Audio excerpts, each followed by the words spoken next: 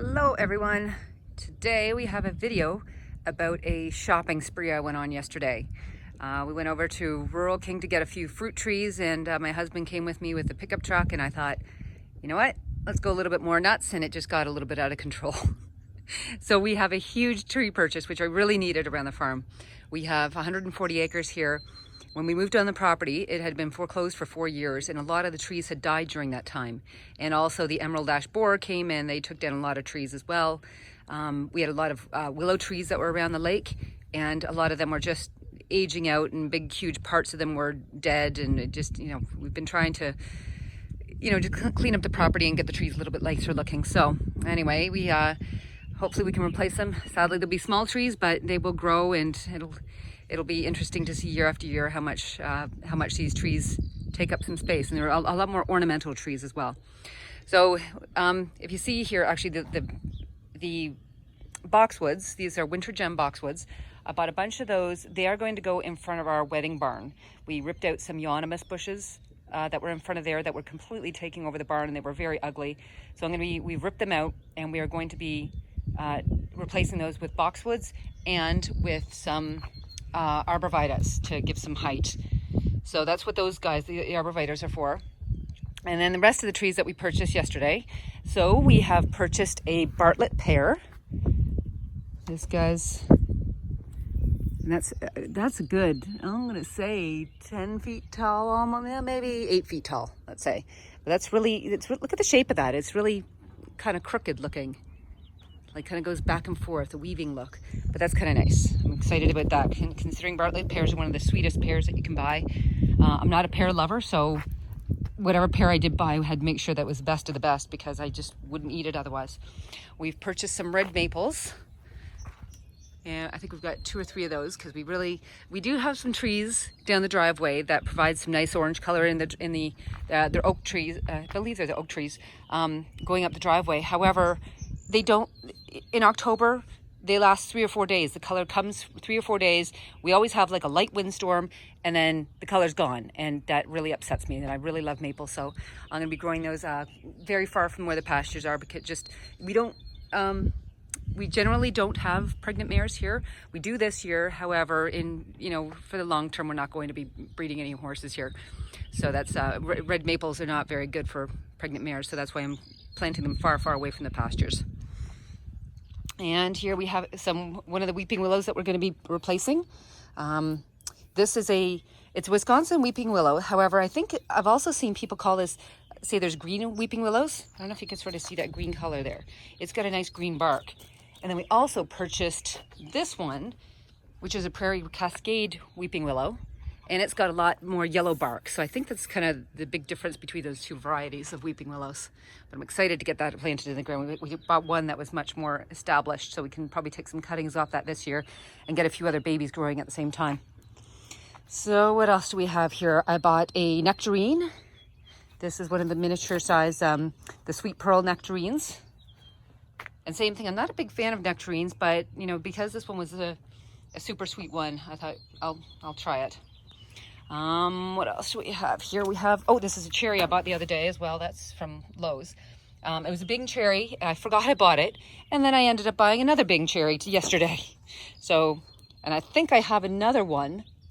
I think that's a North Star cherry, actually. Yeah. So anyways, we have 2 Bings. The one that's currently out in the field already that I planted last year, I think that's a North Star. Yeah. So we have the 2 Bings, and I also bought a Lapins cherry to be able to pollinate these guys, because Bing cherries are not self-pollinating. We did buy some red Trigg Dogwoods. I bought 5 of them, and I think I'm going to have, there's one little area I wanted to build up. There's a Pinterest picture that was my inspiration, and it showed white birch, blue spruce, and the red Trigg Dogwoods. And I thought that was great, because that would provide us with a lot of winter interest with a big display of those 3 varieties of trees. And then we've got this as a cedar tree from last year. I never got it in the ground. It is not looking so good, but it did survive the year at least. And we do have 2 of those guys. That little guy over there. And then we have some azaleas, same thing that I picked up last year. and never got into the ground. So I've got to get them in there. We do have a burning bush that I purchased. I bought 2 of those, and they're going to go on the end of our barn where we're going to be doing weddings. And so in the fall, that'll provide, it's a green and white barn, and so that will provide some really beautiful contrast on the side of the barn in the fall for the fall weddings. There's the rest of the red Trigg Dogwoods. This, yeah, that's the Bing cherry. We also got a weeping flower cherry. This is a Yoshino, I believe. Yep, Yoshino weeping cherry. We bought 2 of those guys. There'll be some kind of ornamental. Don't know where I'm going to put those, but because I bought 2, I'm gonna want to, a lot of this farm is very symmetrical, so I'm gonna have to make sure that wherever I plant that, it's on either side of a doorway somewhere. We have a Jonah Gold apple here. Look how tall that apple is. That's perfect. So yeah, Jonah Gold apple. We've got a few other apple trees that we got around here. That's the Willow. I bought a Magnolia. I have wanted a Magnolia pretty much my entire life. Never had one, and finally managed to pick one up. So it does have some lovely buds on that. I think I'm going to put that right outside my bedroom window. We have another prairie fire flowering crabapple. Those guys, I think this one I'm going to put right beside our gazebo. And just to provide some nice spring color for when we do have a spring wedding, it'll be a really nice accent piece that's over by there. And we got an eastern redbud here. So see, that's a nice tall one. And same thing, it's kind of got that arched, you know, back and forth look to it. And that's easily 9-10 feet tall. We have another fruit tree behind that. That's an apple tree. That's a Gala Apple. Galas are one of my favorite types of apples. I do a lot of cooking with, all my cooking with Gala apples. So I'm excited about that. Look how, like, that's 10 feet tall easily, maybe more. That's amazing for, you know, a $27 tree. I'm pretty impressed. This guy is another weeping, it's a Yoshino cherry, but it's not a weeping variety. This one's just a plain variety. So, and that's got beautiful buds coming up. Really nice shape. This one was a profusion crabapple. It's the same, you know, kind of about 10 to 12 feet high that will grow. And I'm going to put that in another area that can really use a big splash of color. Here's the Lapin's cherry that will be the pollinator for the Bing cherries. And they're pretty good as well. They're good eating as well. This is an October Glory maple, red maple. That'll provide some great color. There we go. And we purchased some blue spruce. I got 3 blue spruces. Got that one, and that one. I'll be planting those in an arrangement, I think, with the red Trigg Dogwoods and the, if I can find birch. I can find river birch all day long around here. I cannot find white birches. I know they sort of like the colder weather a little bit more. But I may have to go do a little road trip up north for 1 or 2 states to go see if I can find some white birches. This one is a red sunset maple tree. Get that around there. Yeah, red maple tree. Those guys are Norway spruces, 2 little guys. I'll see how fast they grow, just because we definitely need some more greenery. There's more evergreens, conifers around here. Another red maple brandywine, this one is. And then behind it we have another one of the Wisconsin weeping willows, the green bark ones. That's actually, that's nice arch already sort of starting to form with it. This one is a Scarlet Prince peach.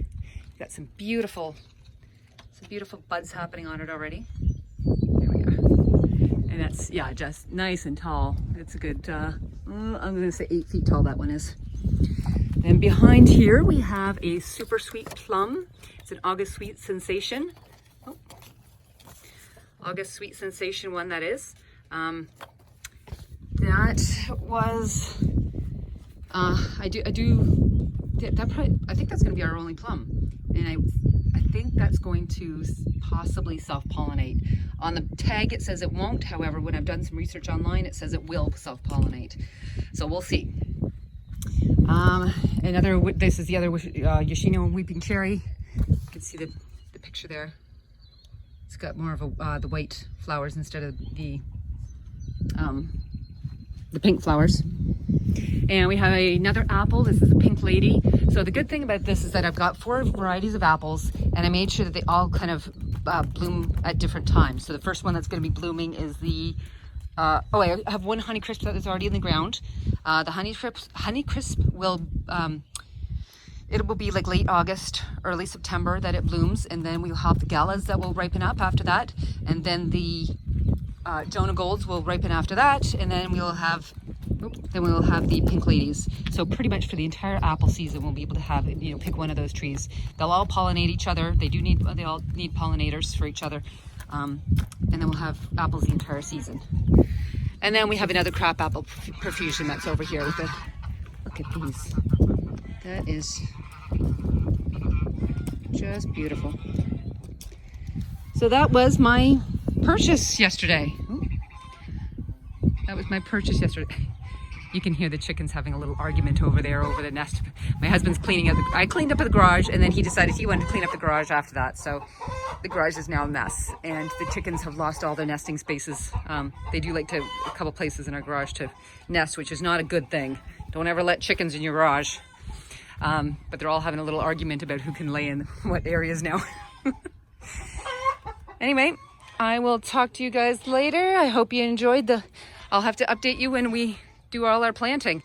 The good thing is that we have a tractor with a post hole digger, and that will reduce a heck of a lot of our work. And I'm going to be putting a lot of the horse compost in these beds, and then using old horse shavings on the top as mulch to sort of keep the weeds down. I'll be putting a layer of weed fabric around each tree as well, so when we do have our workers going around to mow the lawns, that they still stay well clear of the trees.